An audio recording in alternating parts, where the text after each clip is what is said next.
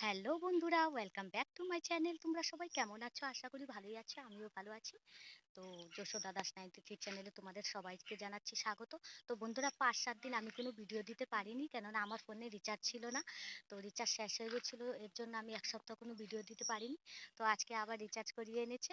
তো আমি এই যে আজকে ভিডিও বানানোর জন্য রেডি হয়ে গেছি। আর এই যে দেখো, আমার গোপাল সোনাকে নিয়ে আমার মেয়ে রাস্তা হাঁটছে। বলছে যে গোপাল সোনুকে নিয়ে আমি একটু রাস্তা হেঁটে আসি। তো আমি ভাবলাম আমিও একটু তৈয়ার হয়ে যাই, রেডি হয়ে যাই ভিডিও বানানোর জন্য। অনেকদিন ধরে তোমাদের সঙ্গে আমি কোনো ভিডিও শেয়ার করছি না। তো বন্ধুরা, আমি আজকে সেজেছি, আমাকে কেমন লাগছে কমেন্ট করে অবশ্যই বলবে। আর আমাদের এই যে গ্রামের প্রাকৃতিক একটা সৌন্দর্য তোমাদের আমি দেখাচ্ছি। দেখো, চারিদিকে একদম হারা ভরা সবুজ। এই যে আমাদের বাড়ির পাশে দিয়ে রাস্তা, কাঁচা রাস্তা।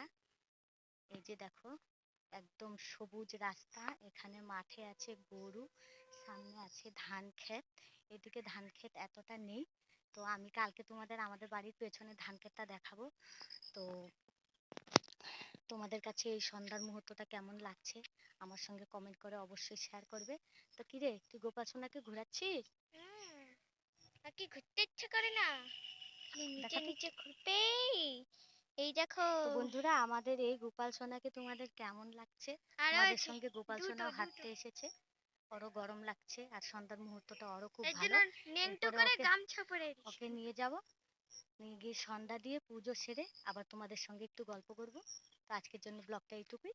হরে টাটা। কৃষ্ণ। হরে কৃষ্ণা।